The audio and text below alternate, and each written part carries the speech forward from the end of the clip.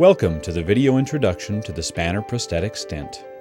The purpose of this video is to introduce you to the Spanner Prostatic Stent and to help you understand how it can assist you in the management of your patients. The spanner is easy to insert, easy to remove, and has been shown to be well tolerated by the majority of patients. The spanner is designed to provide a patent lumen through the prostate to allow for the passage of urine. The spanner allows for the external sphincter to continue functioning while in place. With the prostatic urethra stented open and the external sphincter controlling the release of urine, patients are able to void normally and remain dry with the spanner. The spanner is constructed of a soft implant-grade silicone. It has urine entry ports located in the bladder to allow urine to pass into the lumen of the device. There is a balloon used to anchor the device in the bladder neck and prevent device expulsion. The body of the stent proceeds through the prostatic urethra and terminates at the apex of the prostate. There is a soft silicone anchor which is seated in the bulbar urethra. This anchor is attached to the stent using small diameter tethers which traverse the external sphincter and allow the patient to remain continent. This anchor prevents device migration into the bladder. Lastly, there is a retrieval string that extends into the pendulous urethra and is used to deflate the balloon and remove the device. The spanner is designed for use in the office setting with no cystoscopy or imaging required for device placement. As in the trial, we used it initially with patients who had microwave therapy.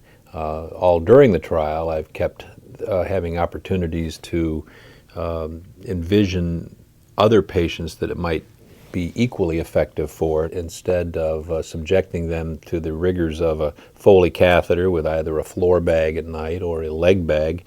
There are many of those patients that I think the spanner might be a significant improvement in the quality of their life. I think if a patient's a candidate for a Foley catheter, I think you can, in the back of your mind, always go through a sort of an algorithm that says, well, if this man's urine's clear, and how long will he require this catheter? If so, then he may be a candidate for a spanner device. But it really is quite simple. It's it's a genius in its design, and incredibly comfortable for the patient to wear. Exceptionally good after a microwave of the prostate.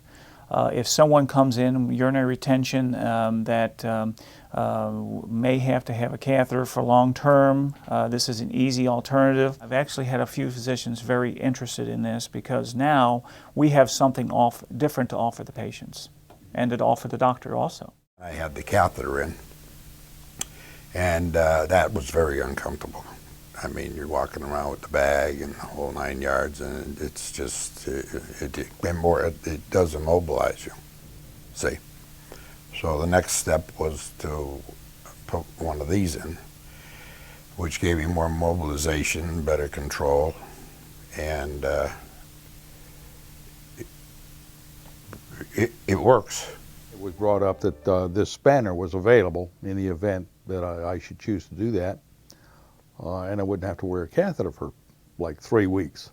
Well, my experience with a catheter after a hernia operation decided that we needed a better way, you know, and so this sounded good, so I tried it. And I will say about the spanner, I was not painful. The insertion was, you know, unpleasant. Taking it out was unpleasant again. But while I was in there, I don't think I even knew the spanner was there.